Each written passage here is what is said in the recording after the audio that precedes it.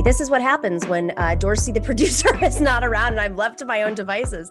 I have to figure out how to produce. I've done this before. You guys know it. Yet every single time I do it, I mess up. I don't click the right buttons. So bear with me. If you can bear with me in these like 2020 devices that we're using in 2021, I promise we'll get through this. All right, so as we're waiting for this audience to grow, yes, this is live. Hey, everybody who's joining us right now. Make sure to share this because this is outside of our normal time. If you can share this with your community, please pass it on. You can always check it out later. We'll air pieces of this probably on the show tomorrow. Don't forget, tomorrow we are live at 3 p.m. Eastern with Eastern normal programming. It's Fem Friday. So before our guest joins us, I just want to brief you all that there is a bill that has been presented, and it is the authors are Representative Nydia Velázquez from New York and Alexandria Ocasio-Cortez. And in the Senate, it is Bob Menendez from New Jersey. And now there are several people who have come on to sponsor. This is pretty amazing. I don't know what the latest count is. I think it's all the way up to 80 in the House. There could be more. I'll ask our guest about that in a few minutes. He probably has the latest.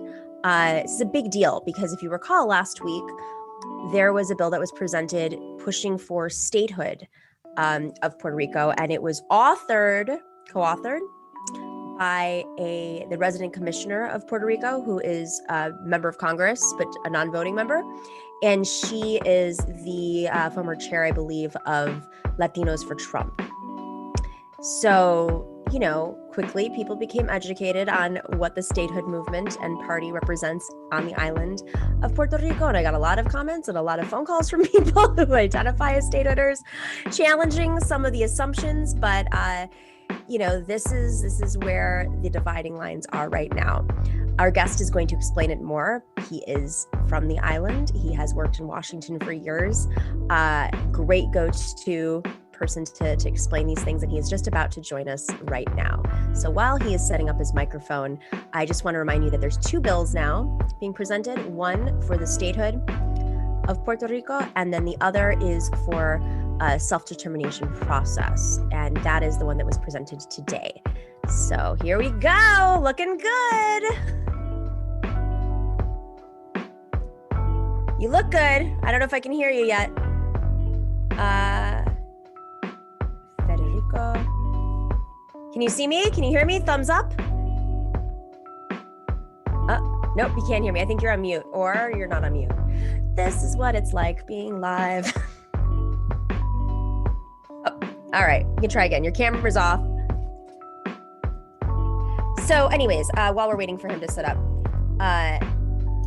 so this bill has the coalition behind this new bill presented by Nydia Velázquez and AOC today and Robert Menendez is huge. I mean, I think they really surprised folks. I will list out, there are about 75 to 76 members of Congress and 6 senators, I think is the last count. I could be corrected here. The 6 senators are Bob Menendez, Elizabeth Warren, Cory Booker, Kirsten Gillibrand, Markey, and Brown, also Wicker. This is interesting. And Senator Sanders, of course. And Wicker from Mississippi is one of the co-sponsors as a Republican. So it's a bipartisan bill. They can say that. I'm very curious to see what his motivation for this bill. Self-determination is a fair process from, all parties would be present. Here we go. Let's see if we can get him now. I think we're figuring this out. All right, I hear you. This is great. Oh, look at that Florida, Capitol just behind you. started with overtime.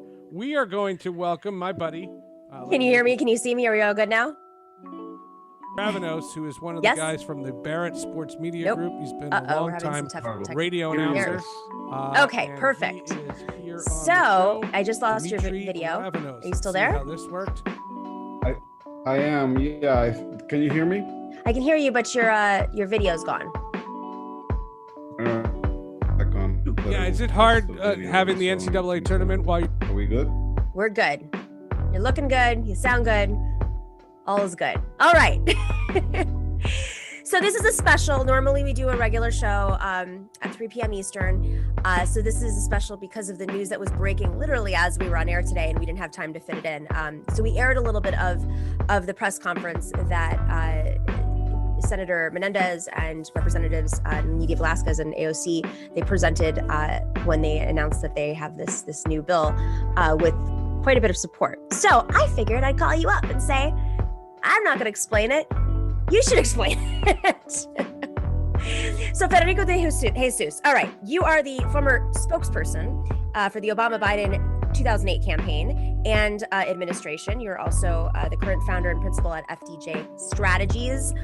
You work in politics, you're from the island, and you definitely have been tweeting up a storm about this bill today. So can you just, like, before we get into the meat of the bill, like brief summary, because we've talked about this a lot on the show, but for folks who may not be aware, can you explain the different parties on the island and how that kind of is interpreted in Washington? That's a perfect question, and thank you for having me on. Oh no, you're freezing. Understand is that 67% of the voters in Puerto Rico voted for, oh no. You're better now. I think you're better, yeah. Sorry. So you got to understand that 67% of voters in Puerto Rico in this, like, in the end, parties that didn't, whose candidate didn't support statehood outright. So people sometimes confuse those numbers, and you had 6 political parties in Puerto Rico. The majority of the legislature is in opposition, and the current governor, who is for statehood, had 30% of the vote. So that's the have a Commonwealth Party, which is the center-left party, but that ran a rightist candidate this time around. A center, which is the NPP. Are we freezing again? Should I stop the? Are you on Wi-Fi? All right. I'm sorry, Nomiki. Yeah. Let me just do it over the phone without the Wi-Fi. I'm really sorry. It's okay. Things happen. And just dial in that way. We've been dealing, like as a sound? So let me. Okay, we can do that. I'll just put things on screen. Help if I do it over the phone. It's a little hard over the phone. I'll do this. Hold on.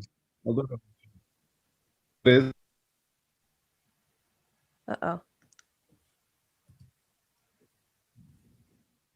Just power through. That's what we got to do. All right, so let's figure this out. All right. Well, Go ahead. Let me just do this. Let me do it. Let me just try it that way. Hold on. Okay, while you're figuring that out, I'm going to show some stuff on screen. Hey guys, sorry about that. Sometimes this happens. You know how it is. This is just the world that we're living in right now. But I'm going to show some of his tweets if I can. All right, so here we go.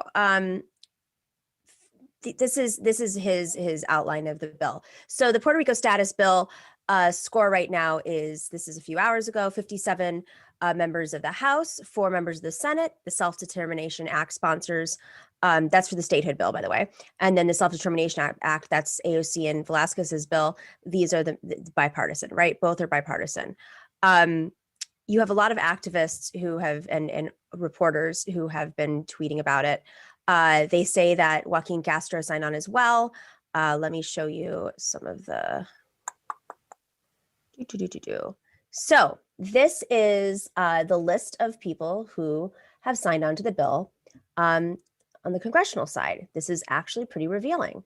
AOC, of course, Maxine Waters, Bobby Scott from Virginia, Carolyn Maloney of New York, David Scott from Georgia, Jim McGovern, Mark Takano, Jerry Nadler from New York, Richie Neal in Massachusetts, Gregory Meeks from New York, Adam Schiff, California, Tom Suozzi from New York, Adriano Espaillat from New York, Al Green, Ayanna Pressley, Bonnie Thompson, Pramila Jayapal, Yvette Clark, and Grace Meng. So this was, Nydia is obviously, Congresswoman Velázquez is a member from New York. I will go through why some of these names are, they might be surprising, but they're not. Continues on. some of the big names, Rashida Tlaib, Ro Khanna, of course, the progressives, John Patrick Maloney from New York. So it is truly this bill, the self-determination bill, is not based on progressive versus conservative. And this is something that I've been saying quite a bit, is that we are, the statehood movement party on the island is more aligned with Trump. So, I mean, this should be pretty clear. Should be very clear who, when they're trying to push statehood based on a plebiscite that is not universally recognized, where the turnout was low and it was not they won the plebiscite by 52%, but the turnout was low and it was not indicative of what the entire island represents. And the question was just, do you support statehood or do you not? When there are multiple different questions at play here. All right, so what I'm going to ask Federico about this when he's able to jump back on. Some are saying that this is the Puerto Rico, tweeted out by the Puerto Rico Star Project, saying that the statehood movement has sent a letter to Representatives Grijalva, Westerman, John Barrasco, and Joe Manchin, urging them to support the Statehood Admission Act.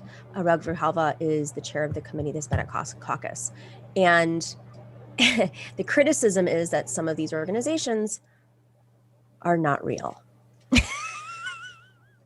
The Democratic Party of Puerto Rico. I mean,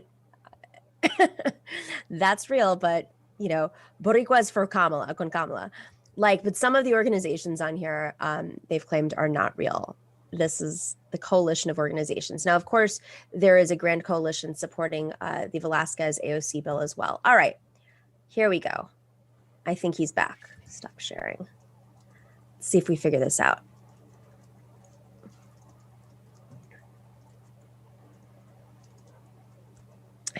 Are you there? Did you make it? Uh-oh. It's connecting audio. Sometimes this stuff happens. One time, I'll give you guys a little bit of secret while we're killing time here. I ended up not having Wi-Fi for the show one day and couldn't fix it. And I had a tether to my phone. And it was like the most stressful, talk about game face and faking it. Oh my goodness. I could not keep a straight face. All right. Are we getting some luck? Yeah. Any luck here? Uh-oh.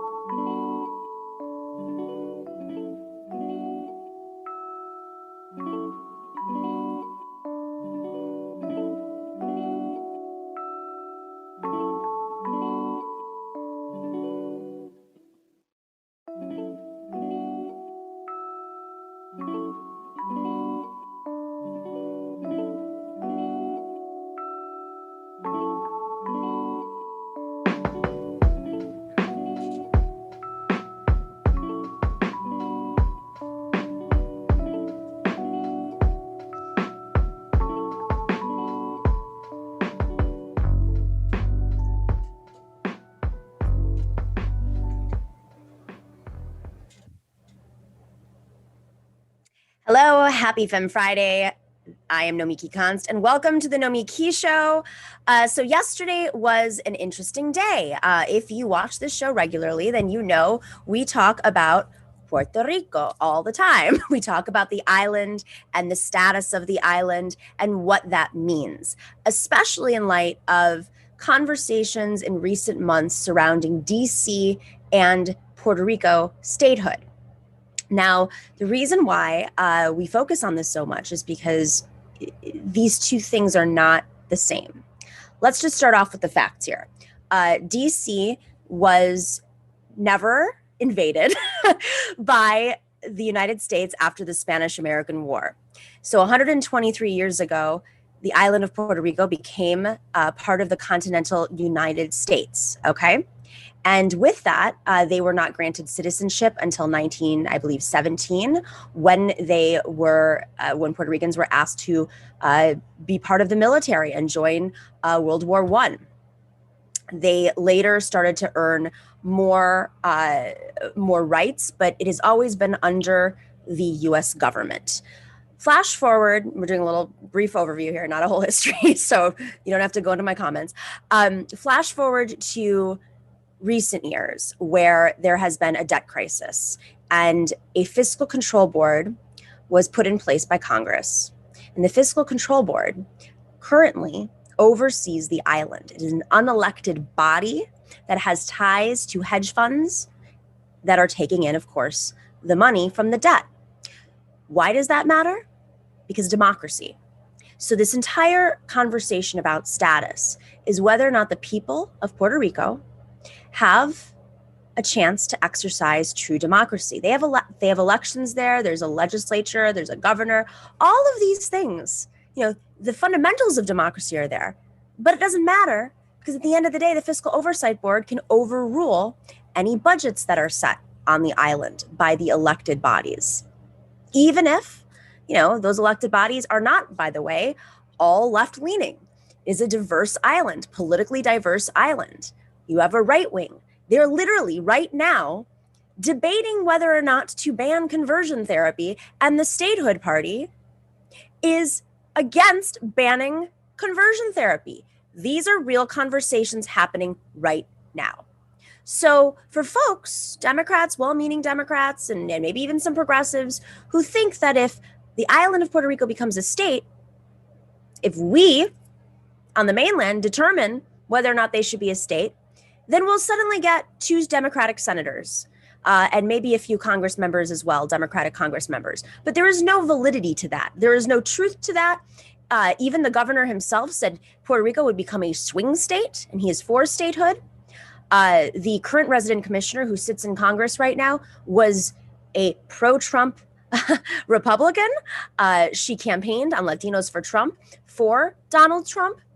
And she said just last week that if the island were to become a state, which she wants, she's the author of the statehood bill right now, then that doesn't mean that the debt would be eliminated. So the bondholders would still get their money. So what is the point? Well, yesterday, Representatives Nydia Velázquez and Alexandria Ocasio-Cortez, as well as Senator Bob Menendez, presented a piece of legislation, an alternate bill. And the bill is a bill to, it was actually introduced a couple of years ago as well, or last year, I believe, but they have reintroduced it, and it's called the Puerto Rico Self-Determination Act. And it would create a binding process, that's important, that obligates Congress to act on the will of the Puerto Rican people and, quote, respect the rights of a minority in Puerto Rico to be able to participate in broad, democratic, and transparent, inclusive effort. That is what Representative Velázquez said, who is from the island of Puerto Rico. And of course, so are the other co-authors of the bill. So what does that mean? Well, that essentially means more democracy. It means, unlike the statehood bill, which is basically using information that is not accurate, they quote, I heard these things last week, which was amazing. They are saying that in previous non-binding plebiscites, where the questions have been different every single time, the statehooders who are presenting the statehood bill, not all statehooders, by the way, are presenting the statehood bill, but the statehooders that are quoting that there was a plebiscite in November of 2020 in which the questions were, are you for statehood or are you against statehood? And they won by 53% of a low turnout election because the other parties usually do not want to take part. And so the numbers are not quite accurate. Then they also quote that 97% of the island is for statehood. Well, that was based on another vote a few years ago in which the turnout, and let me get this number if it's accurate here, 97%, right? That's the number they say of Puerto Ricans are for statehood. And that was based on a 2017 plebiscite in which 23% of the island voted. And that is because opposition parties boycotted the vote because they knew it was not a fair election. And they were non-binding on top of it. So that is the basis of what the statehooders have been saying when they come to the UN. They've spent hundreds of millions of dollars in lobbying to get Democratic lawmakers on board. They've spent hundreds of millions of dollars in misinformation campaigns. And yesterday, I think they're probably caught by surprise to see that over 80 members of Congress and senators, bipartisan, have signed on to the Puerto Rico Self-Determination Act. And what the Self-Determination Act presents is it would create a process like a convention where all parties, lowercase p, would be at the convention elected, and they would be able to decide, debate what the process for self-determination would be. It is like it is a convention. And this is transformational because this is what we as the United States advocate for when there's decolonization all over the world. Yet with our own colony, it's been, folks have been stuck. So, this is going to be a long process. We covered this yesterday. We had Federico de Jesus on, who is, he works in Washington. He's worked for President Obama and for Senator Reid, I believe, as well. And he's from the island of Puerto Rico. And so he's, very familiar with this circumstance as anybody is on the island.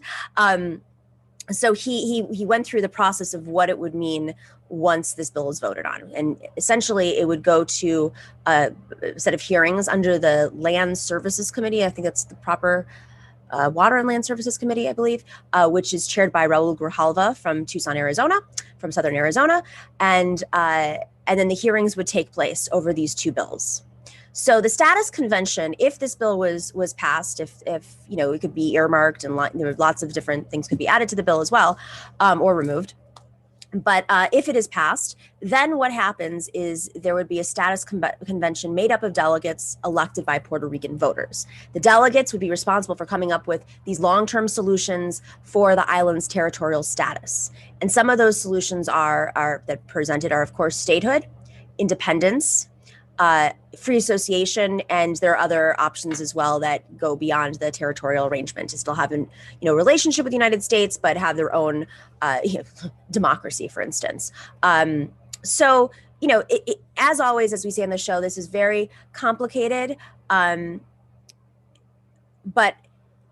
as folks on the mainland, for those of you on the mainland watching this who are learning about this, I'm a big believer of more democracy, and this is a very lowercase d democratic bill, and bringing it to the people of the island to decide, to self-determine who they are, not forcing a minority or a majority of the island for Congress to enforce on them.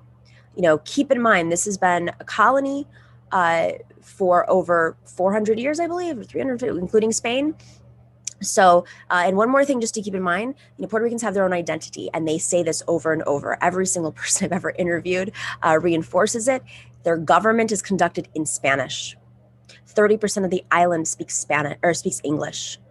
They have their own team at the Olympics, right? There is an identity.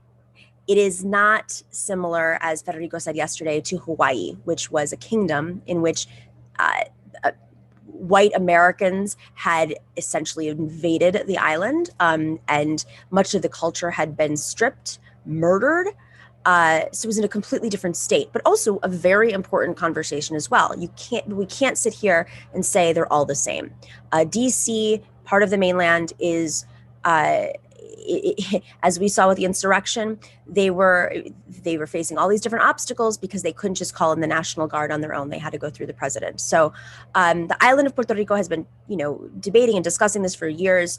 It'd be amazing to see this moment where, maybe the tide has shifted. Maybe there are bigger conversations because of the debt crisis, because of Maria, because of the earthquakes last year, and just the poverty level on the island of Puerto Rico, which is 3 times poorer than Mississippi, the poorest state in the Union. So go check out this act. It's we're going to be watching it closely. If you see any of your lawmakers signed on to the statehood bill and you're frustrated, they should probably hear from you. I think that's fair to say. And one more programming note is I think I'm going to invite a couple people on to debate this. I have been called out for not having statehooders on, and I hear you, but I clearly have a position now. But I will welcome somebody on soon to debate. 2 people who are very familiar with the subject, who are Puerto Rican and who have been lobbying for this for both sides for a long time and advocating for it for a very long time. So I'm hoping very soon we'll have 2 people on to debate it. It'll be well worth the watch, and I'm looking forward to it. And with that, we will be right back. We have a great show today. We're going to be talking about this thing called the UNPAC. What does that mean? Okay, well, you're going to learn all about it. We have Shana Gallagher here. She's the executive director of the UNPAC, and Joseline Garcia is the organizing director of the UNPAC. They will be on right after this break. And then later, stick around because we have Jamei, Peck, and Francesca Fiorentini. It is Fem Friday. All right, we'll be right back.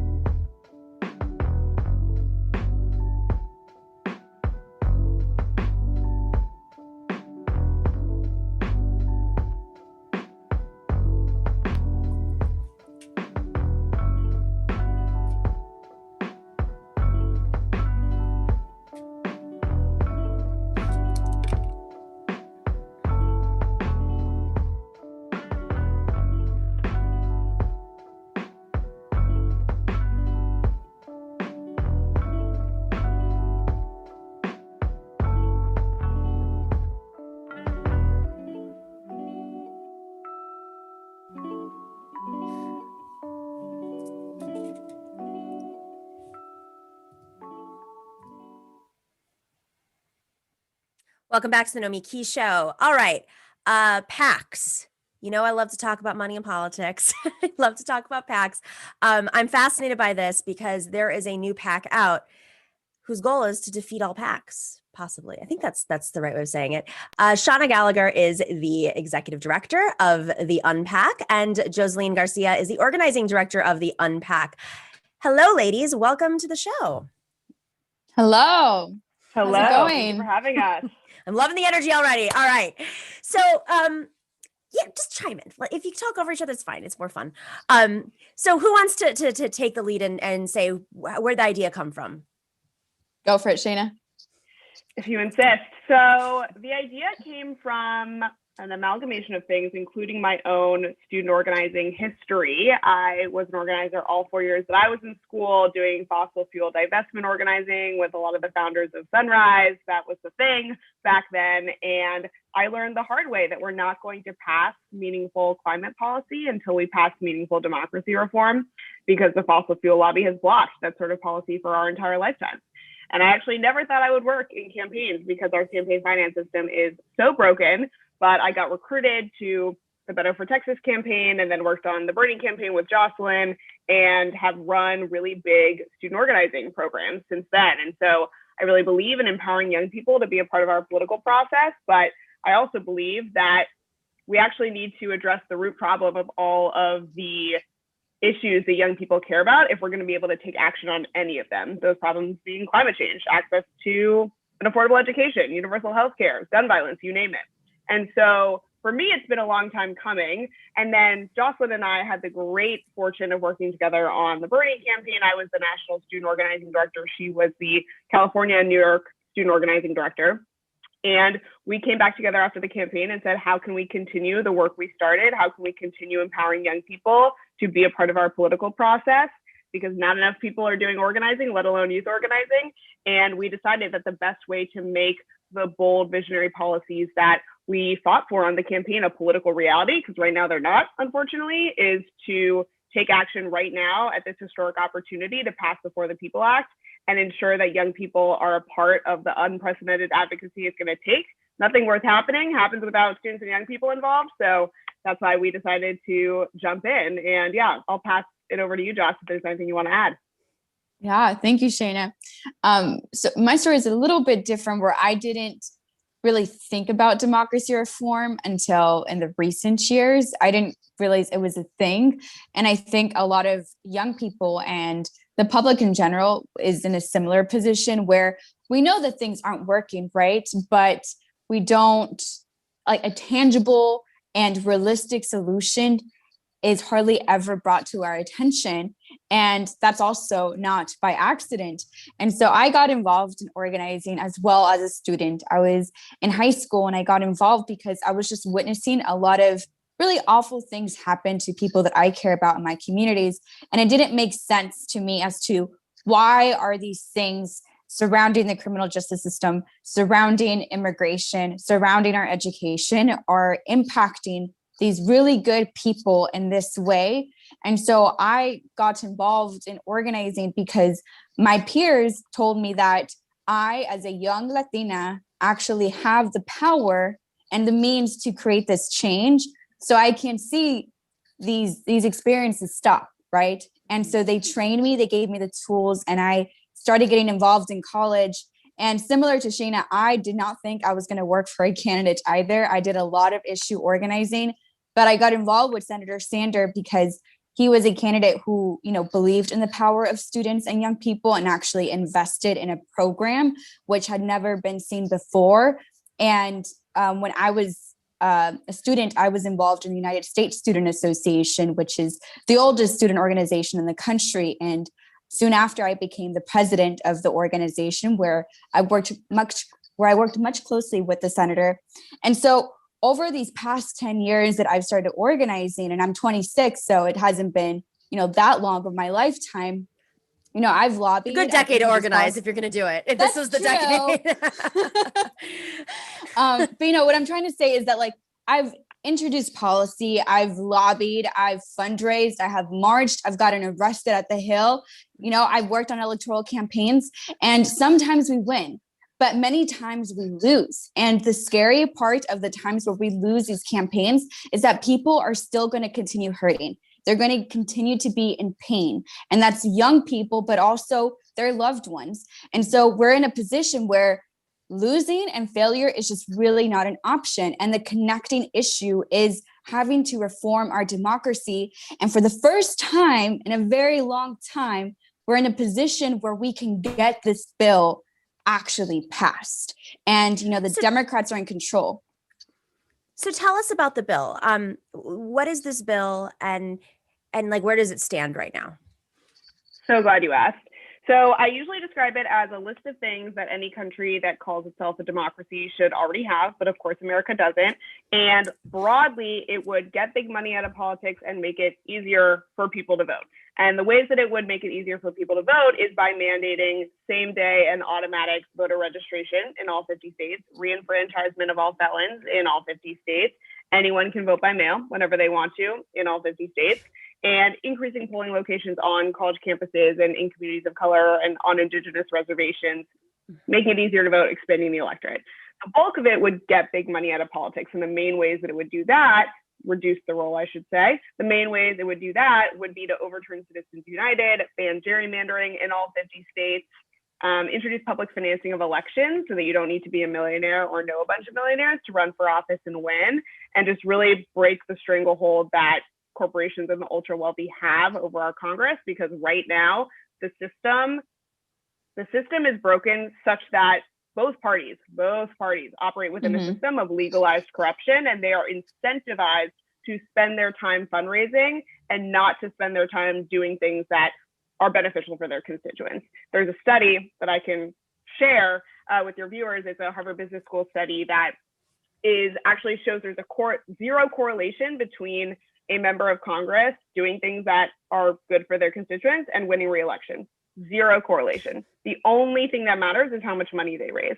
And we know that members of Congress spend up to 80% of their time dialing for dollars and fundraising. And that is why the system's broken. They're not out there listening to their constituents, especially not listening to our generation and our needs.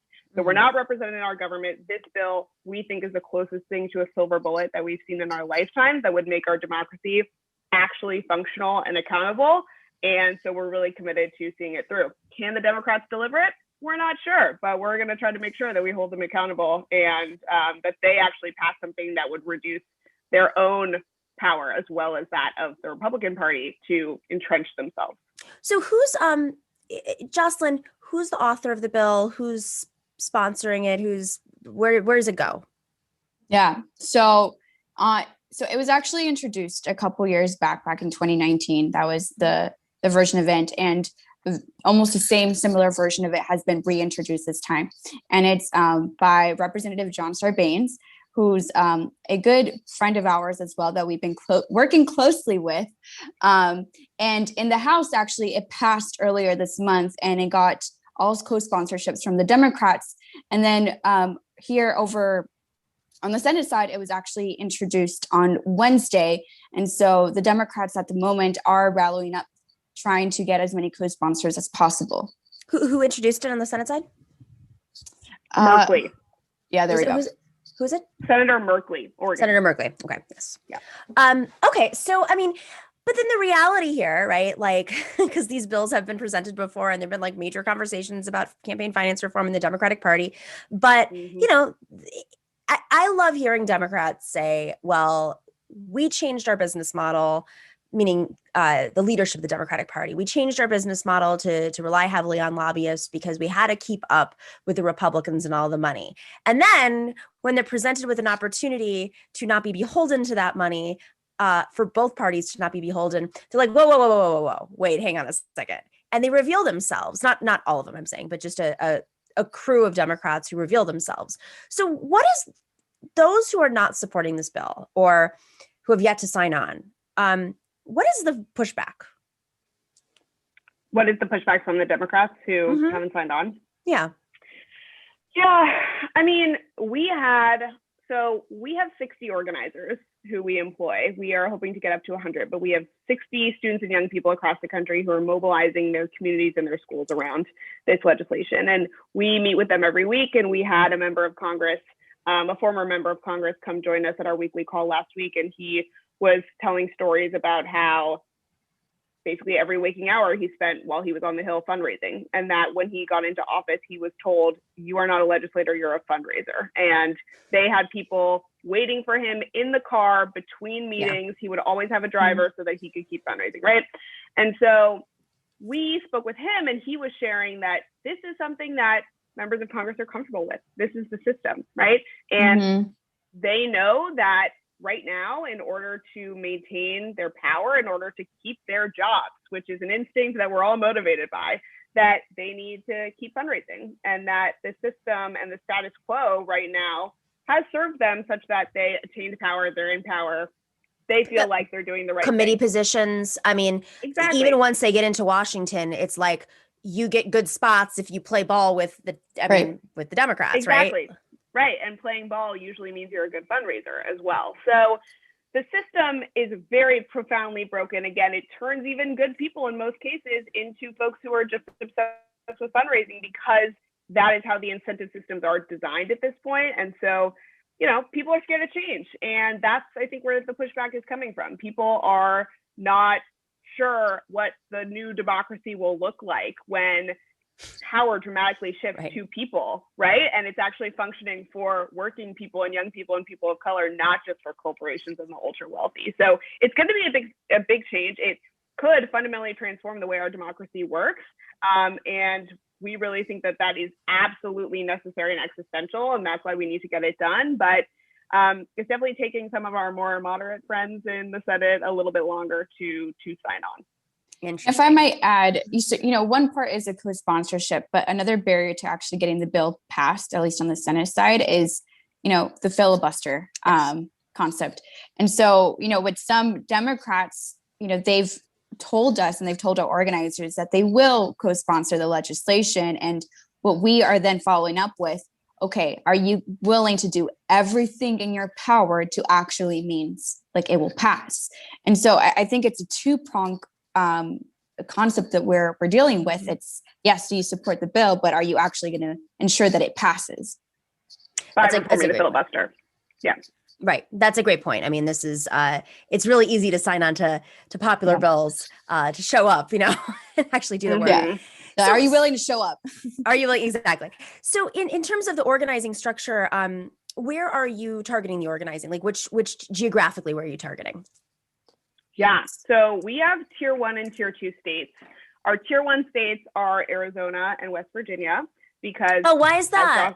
Yeah, why could that be? As Joseline just mentioned, there is a profoundly anti-democratic relic of white supremacy called the filibuster, which remains around. And there are 2 members of the Congress who are Democratic senators who have not yet said that they are in support of reforming the filibuster. Not yet, but we are going to help them see the light, and we look forward to working with them to overcome the obstacles that are in the path of the For the People Act passing, because our future hangs in the balance. And then our tier 2 states are conservative Republican members of Congress who we deem more movable. So these are people like Pat Toomey, who is retiring and hopefully should be concerned about his legacy. Same with Rob Portman in Ohio. Yeah. These are places like North Carolina and even Florida, where there are election campaigns coming up in 2022, and those folks only won by a pretty small margin, and young people really could be the margin of victory. So we are focusing in states that are strategic to either overcoming the filibuster, or there is a world in which some Republicans sign on to this, especially a Lisa Murkowski or a Susan Collins.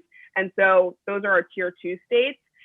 That said, we really want to, in the same way that the Bernie campaign had, the Students for Bernie program had a presence in all 50 states. We really want to have a presence in all 50 states. We want to be reaching out to any and all young people who agree big money in politics is bad, democracy is good, and we want to be generating a nationwide, the never used word, movement of young people who understand that we're told that the divisions in this country are left versus right.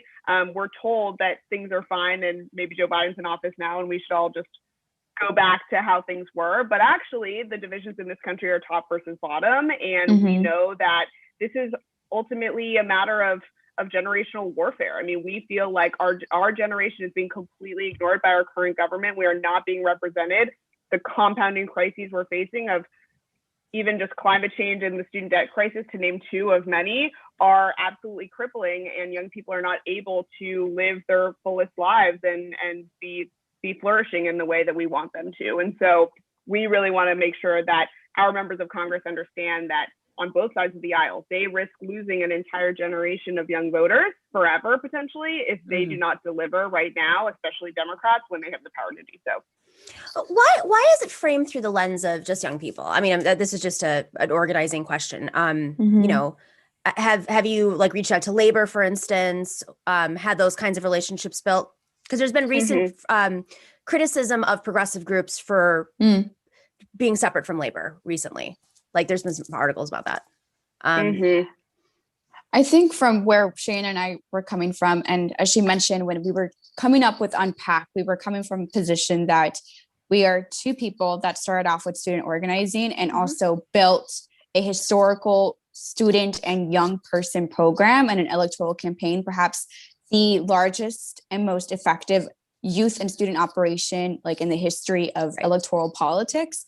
And so we wanted to be very intentional, not just on the issue that we were organizing with, but not having to reinvent the wheel. Like we had 2,000 trained student leaders across the country in that program who already have the skills and know how to do this work. And so we didn't want to reinvent the wheel, but rather build upon what we had started and continue the work that we started about a year ago and, unfortunately ended. And so we're now continuing it and building upon it in a different capacity. And so I would say it's not so much that there was no intention to reach out to labor. It's more so that this is what we wanted to build upon and ensure that these young people continue to have an investment and were empowered to create the change that, they saw fit. Mm-hmm. And if I may add, part of the reason why we're focusing so specifically on young people as well is because there's already a lot of momentum around this legislation, which is great. But that momentum is not coming from young people. And again, as Joseline was mentioning, she didn't think about democracy reform for a long time. I had to learn the hard way to think about democracy reform. Most young people do not connect the dots between the issues that they care about and the need to fix our very broken democracy and the opportunity to do that right now, which is a really once in a lifetime, all hands on deck moment. And so there are lots of national coalitions and hundreds of groups that are organizing around this specific bill, but we looked across the space and we saw really none of them that were activating young people on this issue. And we, again, feel like nothing worth doing is going to happen without young people. We're the best organizers. If this is going to have the best chance of winning, we absolutely need to be there. And by we, I mean our generation. Young people absolutely need to have a seat at the table. And hopefully we can be the straw that breaks the camel's back when it comes to reforming the filibuster and getting this done. How is the PAC structured? Is all organizing? Are you doing what are the goals specifically? Yes. Go ahead, Josh. For sure. So as Shana mentioned, we have 60 organizers, and these are student organizers that are being paid $15 an hour. And when we were budgeting, we were very intentional of ensuring that was taking place. And a big portion to that is that oftentimes in these movements that rely on volunteers, we don't find working class people, let alone young people and Black and brown students, participating as much as they would want to, even though the issues are directly impacting them. And that's because they don't often have the capacity to do volunteer work. And so that's one big reason why we wanted to ensure that our organizers and our students were getting paid. So we have the student organizers, and they, as Shana mentioned, they are based and organizing their peers on their college campuses and statewide on key priority states. A lot of the tactics that they are using are both an educational aspect and also pressure. So, in terms of pressure, they're pressuring their senators, right? And they are recruiting and training their peers to be able to scale up those tactics. At the moment, a lot of that has included calling their senators, emailing them, doing social media blasts.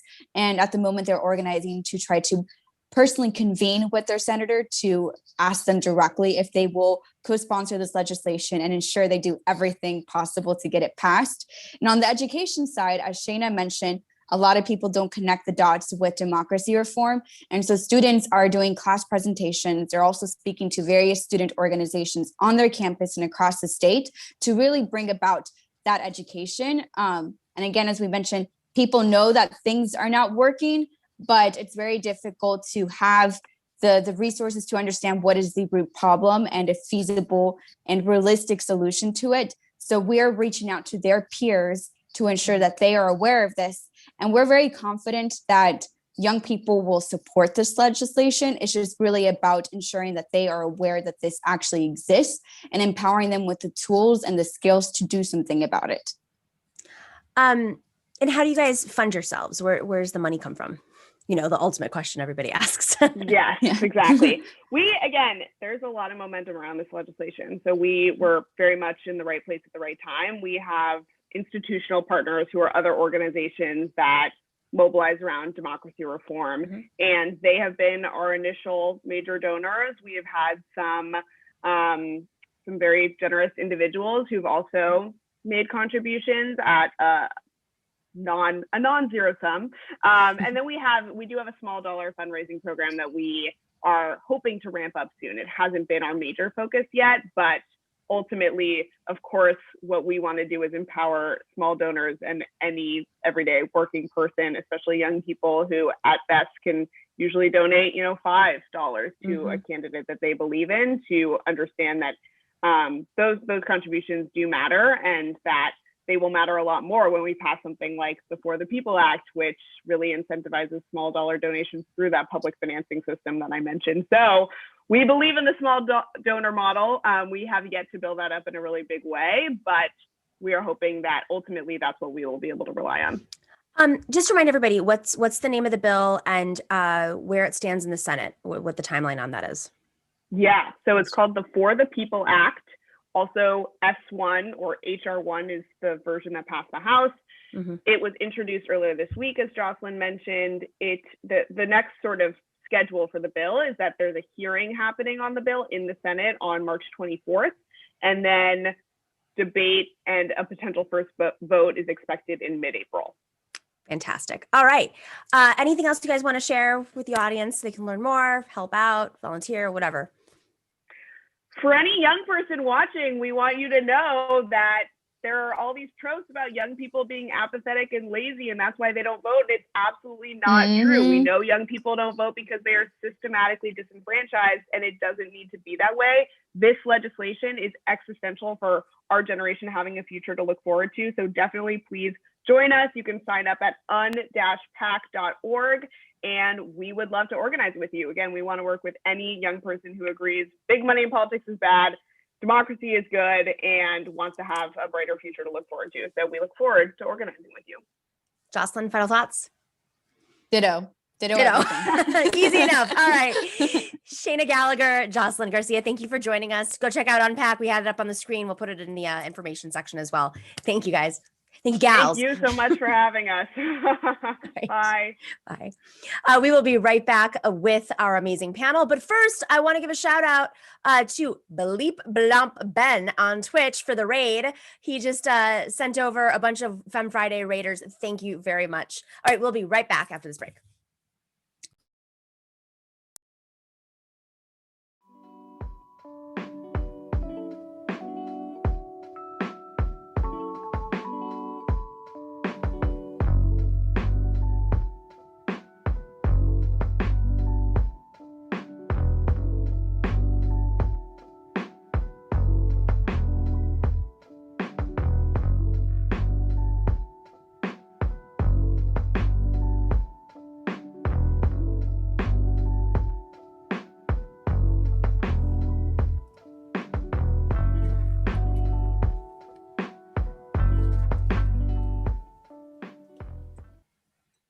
All right, guys, you've heard me talk about Sunset Lake CBD because I love it.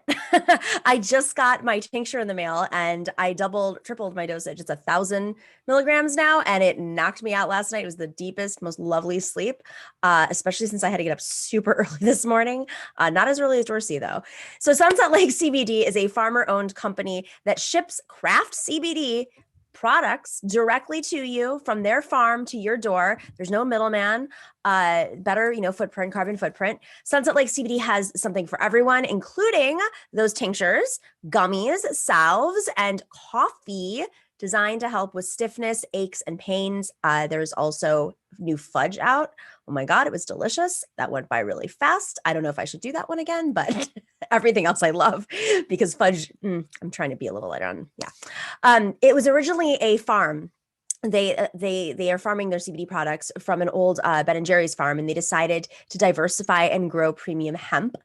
Customers, when they support Sunset Lake CBD, they support sustainable agriculture that enhances rural communities and economies and creates meaningful employment in those communities. And they pay their workers a $15 minimum wage, and the employees own the majority of the company as well. On top of all that, they do advertising with independent media like our show, the Nomiki show, David Pakman's show, and of course the Majority Report.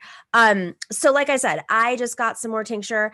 I upped the dose quite a bit. I didn't really expect that. I wasn't really paying attention, but I'm really loving the tincture. It's like definitely chilled me out in ways that I didn't expect. Dorsey, I know you use the product as well. What are you doing right now with your CBD? What's your CBD routine? I'm sitting in the other room producing this show, and my partner just peeked her head through the door and showed me that we just got our delivery today. So I What's your delivery?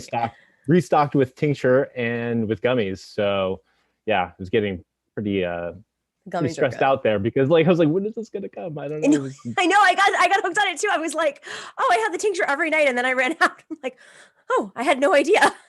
Yeah, it's a great bedtime routine for me. I have some tea and I have some tincture, and it's better than popping some pain relievers or whatever and trying to deal with it that way. So really happy with Sunset Lake. And also, I purchased after hearing a commercial on Majority Report, of course. And, I've tried a bunch of CBD before in the past, and it's just been, I can't really tell, but with this stuff, I can tell that it's like relaxing me. And, I smoke the real stuff, and, it's like, I can tell when I'm getting the feeling that I want to feel with the smoking, but not like, I don't want to be high necessarily. I'm just nice and relaxed. So anyway, it's great. And it's nice to have like an American like farm up north that's, doing good things with their workers. Exactly. We should gift all of the staffers that the Biden administration shut out for smoking the real stuff with some CBD product. If maybe they just needed to loosen up a little bit. If you guys are listening, seriously, if check you it out. Maintain, this is a good way. Actually, Sunset Lake CBD should do an ad for Biden and say, listen, you don't always have to be high. All right, guys, you can, exactly. You can go check out, you can get a discount. They have a promo code for 20% discount off of your entire order at sunsetlakecbd.com. Use the promo code NOMI, NOMI, 20% off your entire order at sunsetlakecbd.com. We will be right back with Francesca Fiorentini and Jamei Peck.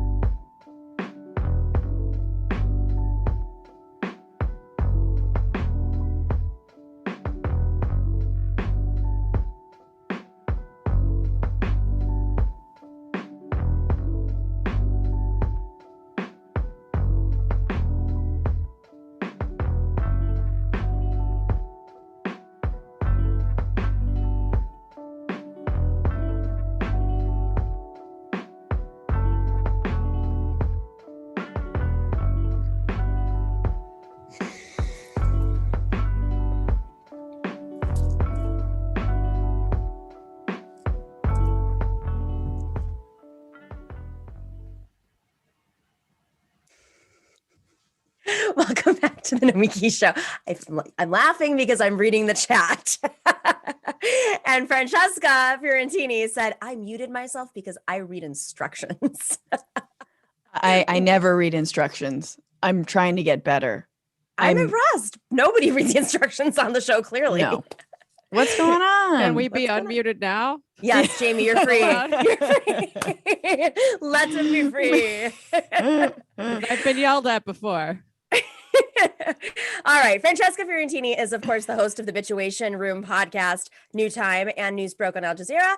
And Jamei Peck is the co-host of the Antifada podcast.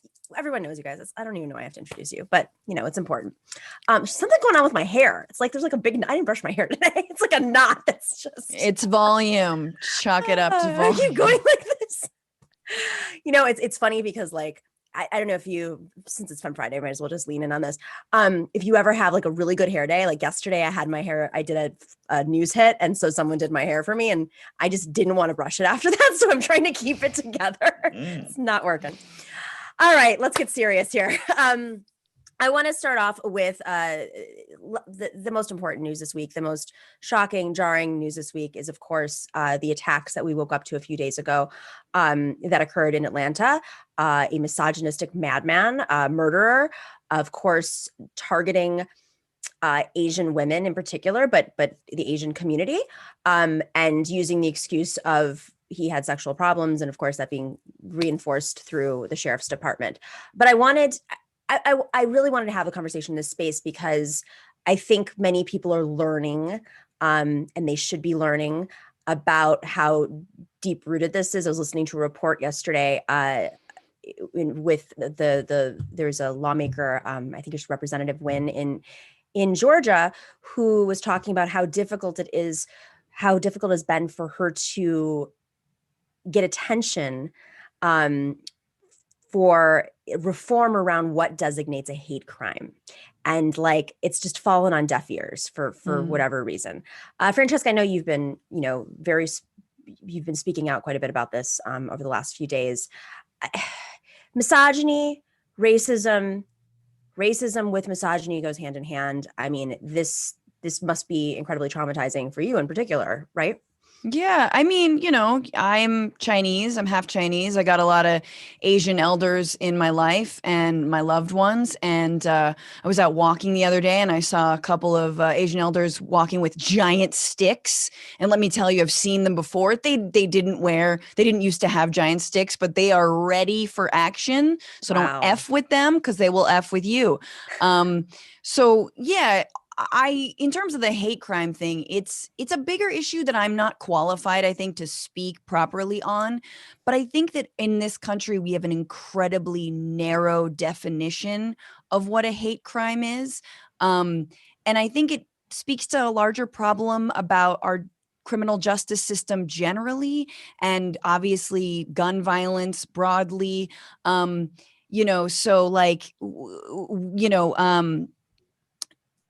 There's just a lot of issues that are a lot of things that are not classified as hate crimes, and like, what's the difference? I mean, really, within a system of white supremacy, within racist policing, like, it's all a giant hate crime. So I mean, the hate crime language, I feel like, was developed in like the 80s and 90s. Like, we are way beyond that now. Yeah. And it's so much more of a systemic issue, which is sort of what I really keep on coming back to, and looking at some of the Asian-led organizations that do incredible like anti-gentrification work, like housing work, homelessness work, all this great stuff. And they don't see these instances as separate from broader struggles against policing, for justice, and for also like a Black Lives Matter movement, which I think is so important right now. So yeah, lots of thoughts on that. It's interesting because the response in New York, in particular, Jamei, you live in New York, was to beef up the police, like bring in the police who just really understood the issue so well when they got up and spoke. Oh my God. Yeah, I actually did a stream last night with my friend, Rachel Oyster Kim, who is an Asian woman as well as a sex worker and an activist around sex workers' rights and abolition. And we really dug into a lot of the reasons why our current front runner for mayor, Andrew Yang, is wrong when he says the answer to anti-Asian violence is to put more cops in the subways. I mean, just recently, an Asian woman died trying to climb out the window when the cops raided the massage parlor where she worked in Queens. So if you think about the ways that these kinds of hateful acts intersect with misogyny, anti-Asian racism, and whorephobia around sex workers, because whether or not these women actually were sex workers, Asian women working in massage parlors are associated with sex workers. You can see it very quickly that the racist, misogynistic, rapey cops are maybe not the best thing to throw at this problem. It's also the same week that I'm thinking about, the woman Sarah Everard who was allegedly murdered. I mean, the case hasn't been closed, right? But a police officer is charged with her murder in the UK, in London. And the answer there has been, we got this pilot program. We're going to throw a bunch of cops, plainclothes cops in nightclubs to make sure that women are safe. Like, cool plan, bro. I'm sure that's going to work out real well. Like, it's mind boggling. And there need to be more women. As someone who's like, ultimately, we need to dismantle these structures. I'm also like, I just also need to see more women in positions making these decisions. Yeah. Andrew Yang's a horrible example of how representation is not actually always a good thing. This is a guy who wrote an op-ed that was like, look, Asians, we just need to prove our Americanness to the world, to this country. Just, go out there with your flags and your red, white, and blue and let everyone know that they shouldn't be afraid of you. And it's just like, no, F you forever if that's your response. I said it last night and I'll say it again. I am a police abolitionist, except for the Yang Gang. They are a dangerous gang. Careful. They must be stopped. Oh my God. They come for you. I have all these comments, people saying, we love your show, but we just don't see you haven't given us the evidence against Andrew Yang yet. I'm like, what more evidence do you want than this? Honestly, he's not a socialist guy. He's not, if he could run his campaign off of crypto, he would. And who knows where that money would be coming from. My God. He's the best kind of libertarian, the kind that loves cops. Yes, exactly. God. He's like, defund the police and then replace it with Brock Pierce and his crypto gang. I don't know, whatever his strategy He's going to outsource police work. It'll be a whole, which at this point, I'm like, might as well try it. Yeah, because it'll fail and then we won't have it. Great idea. Strategy. No, it's just going to be a bunch of those killer dog robots from the last season of Black Mirror with a big Google logo on the side. That's going to be great. Exactly. But you know what? They are not good at opening doors. So we got that on them. Yes. Well, the problem is they'll shoot through the door. That's the bigger issue. All right. So I want to bring up Representative Jimmy Gomez from California has introduced a resolution to expel Representative Marjorie Taylor Greene from Congress over her repeated repeated endorsements of sedition, domestic terrorism, and political violence. But okay, makes sense, right? Why not? Why is this controversial? I don't understand. But Nancy Pelosi is like, oh, that's his view. We don't feel that. We don't feel that way. They went into your office, stole your laptop. That rules. They missed you by a half a second. Remember Nancy? Remember that video? Nancy, where are you? I love that so much. No, this is literally the last scene, spoiler alert, in the Purge election year when the Hillary Clinton character, her whole family was murdered. The fascists, they tried to kidnap her. They tried to murder her multiple times. They almost murdered her again, on a stage in a weird, church place. And finally, the cool Black anarchists rescue her, which they probably shouldn't have done. But she goes up to the fascist guy, the new founding fathers, real Josh Hawley energy. And she goes, I'm going to beat you so bad in November. That's exactly what this is. It's excuse me, I'm going to go create we're going to have a process that we're going to talk about. And this is exactly what this is. Just civility, as you're being choked. Mm-hmm. Right. Yeah. And they need cops. That's what they need. She needs a cop to stand up to him. I don't know. I mean, this is ridiculous. Well, she should call her friend Kopmala. No, there are people who say, oh, well, we shouldn't be so hard on these right-wing insurrectionists because then they're going to use the same stuff on the radical left. There's no ombudsman out there making sure that the right and the left get treated the same.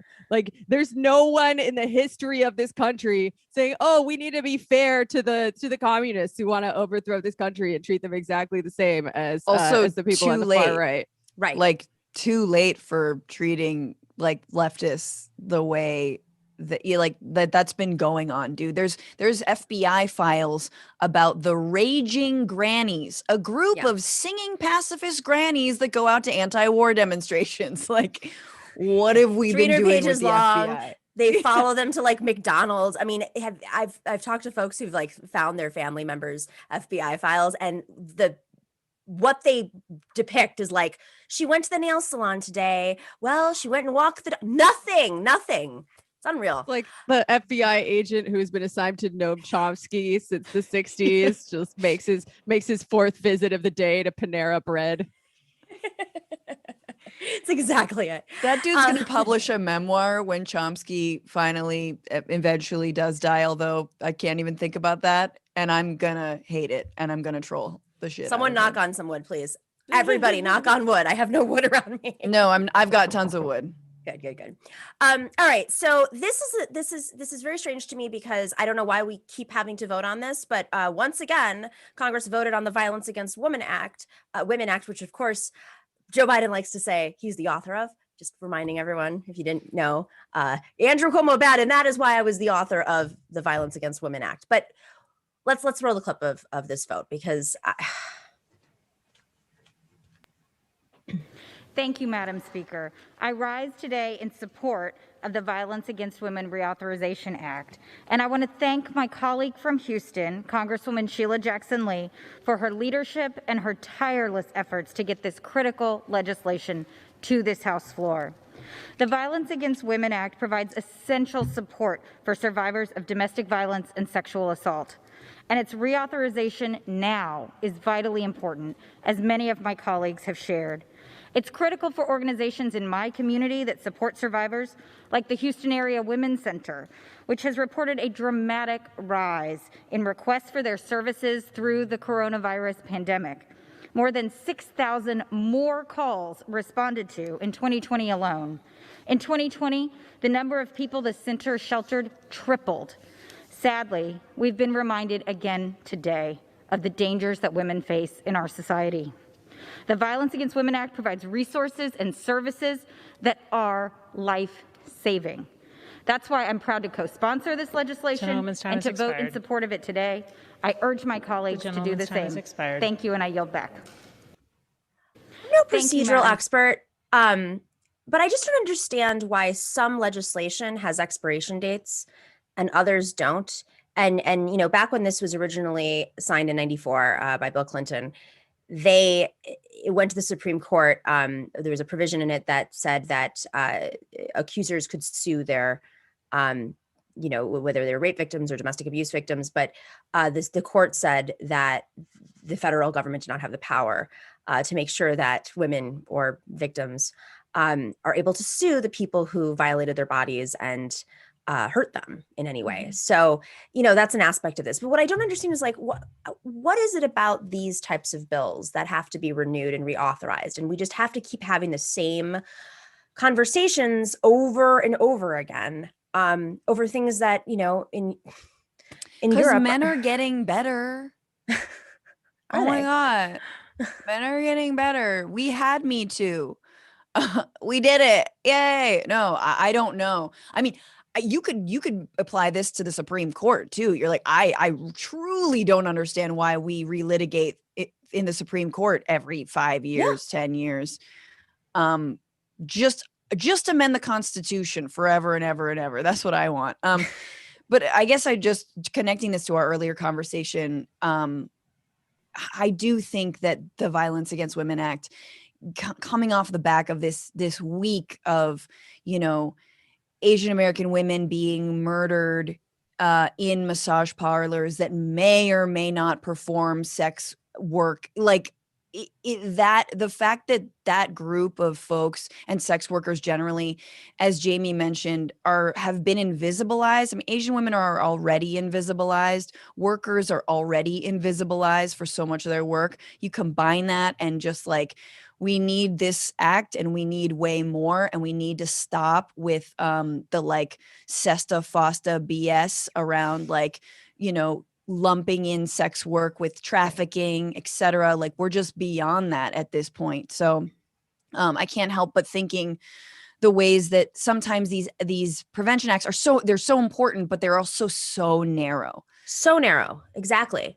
Well, that's what I'm saying is if they has to be re-upped every decade, or whatever the provision says, you never have these deeper, more complicated conversations at times when literally, like this week, we needed to have that conversation and it needed to be like screamed from the floor of Congress. Jamie. Well, I'm actually glad that we're having a conversation about this again, especially amid the movement for abolition, because the original Violence Against Women Act was part of the 1994 crime bill, Yes. which, as we know, contributed to mass incarceration, particularly of oppressed communities, particularly working class Black men. Yep. I just watched the Woody Allen documentary on HBO. Turns out different rules apply if you're a rich white guy. And I believe the answer to that disparity is not putting more white people in prison, but abolishing prison for everyone and transforming the conditions that lead to this kind of harm in the first place. I think it's very interesting that Joe Biden said, he released a statement and he talked about how he championed the original Violence Against Women Act as part of this very carceral crime bill and said, even as I was told time and time again that domestic violence was a family issue that should be left to families to address in private. And what I say is those are not the only two choices. It's not just a choice between, oh, it's a family issue in private, no one does anything about it. Oh, we do stuff about this by locking up poor Black men, right? Like it is, in fact, a community issue, and it can only really be dealt with effectively by community models of accountability that have been shown to work much better than the bourgeois justice system if the goal is actually to keep people safe. And as we know, the system we have now does a terrible job protecting people from gendered violence, particularly trans women and sex workers. And in fact, there's an organization called Survived and Punished that was founded because a lot of victims of domestic abuse wind up being charged with a crime themselves after they report it. Yeah. What was the name of the organization? Survived and Punished. And they're based in New York? I believe so. Okay, check it out. Yeah, I mean, and it's really interesting because like in New York, there's some statistics, but they're not, incredibly accurate in New York in particular about how many women who stayed obviously in domestic violence situations. The laws in New York are very strict in that, like if a woman illustrates, or anybody, I should say, illustrates that they might potentially be in a situation of domestic violence, the police are forced to come and deal with it, whether or not the victim or supposed victim actually asked for it. And what happens as a result is, the person could get arrested, they could, the DA takes over the case, and there is They could get reported to ICE. Reported to ICE, but also the victim now has to find housing. And so there's a situation in which, if you are in a 2-income household or 1-income household, or you have kids, or, think of all the millions of ways your life has been disrupted. And I don't know. I mean, it's mind blowing to me that they didn't think that through in advance. And they see that so many women do stay in these situations because of the being financially tethered to a partner and their children as well. So it's a housing justice issue. It's an issue of income inequality. I mean, we could go through this, jobs justice, everything. Amen to all that. I just love, it's hard because I feel like we're in two worlds. I felt this for a while. We're like in the future and in the past. We have these Republicans who vote against things like the Violence Against Women Act. And you have again, white elitist bourgeois feminism that even Republican women buy into because they're wealthy enough to be able to afford a hotel if they're being brutalized by a partner, or they're wealthy enough to go to their parents' house, whatever the situation may be. They have the line of don't rely on the government. The government wants to make women, reliant on them, blah, blah, blah. Meanwhile, I get everything from my dad.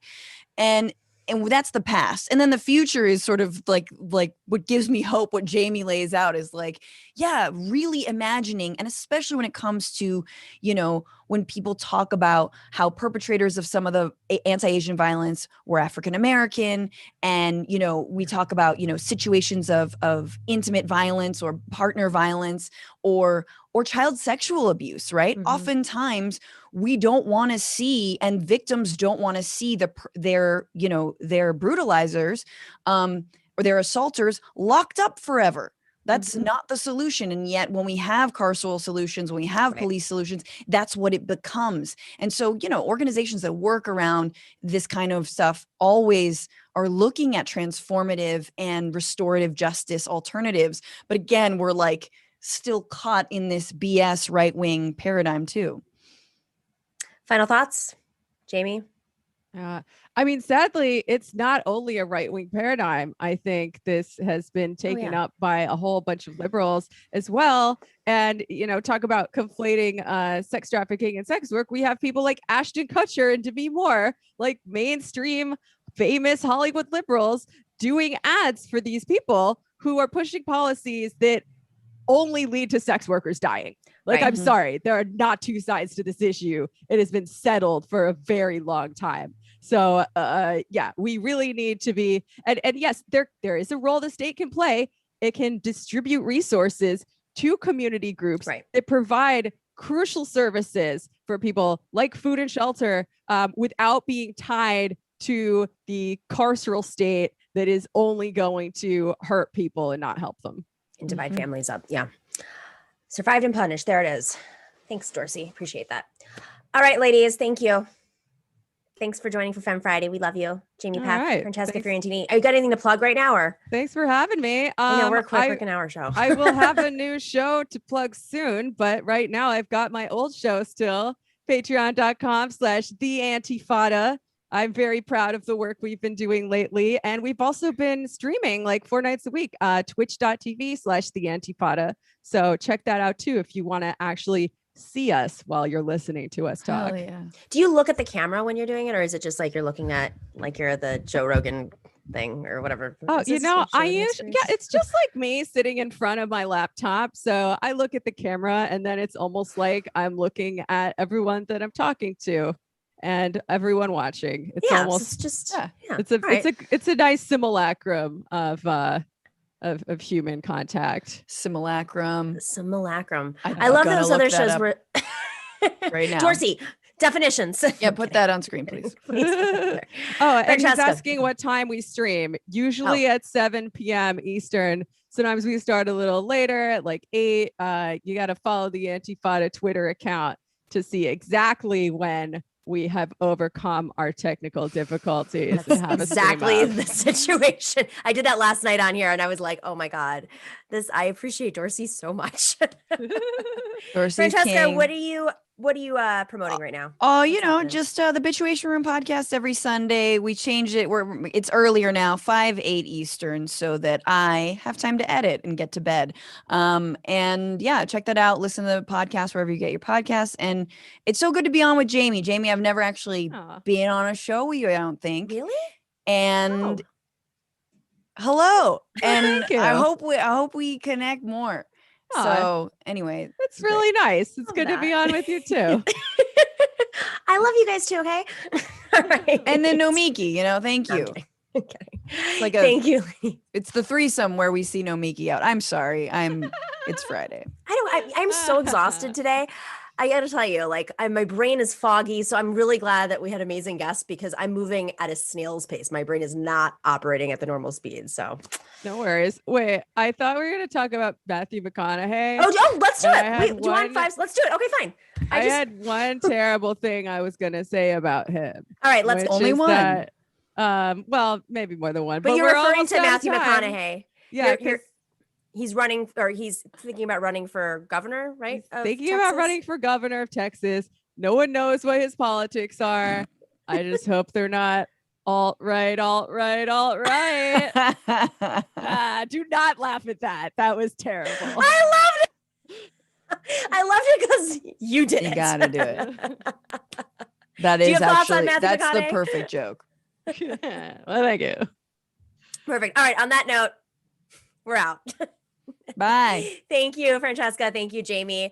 Thank you, everybody in the chat chiming in on a day where I felt like my brain was not moving at a normal pace. I didn't even brush my hair. Clearly, I was not on top of it today. All right, lots of YouTube shout outs and Twitch shout outs. Biped Snake, thank you for subscribing at the tier 1 on Twitch. Very appreciative. Pete from Oakland, do you know if the colonial territorial status of Guam and Samoa are comparable to that of Puerto Rico? If that's the temperature for Pacific, okay, got it. For Pacific decolonization. Also, I'm the guy who finally signed up for the book club yesterday. Thank you. One book per month because I'm a full-time undergrad student. Oh, wow.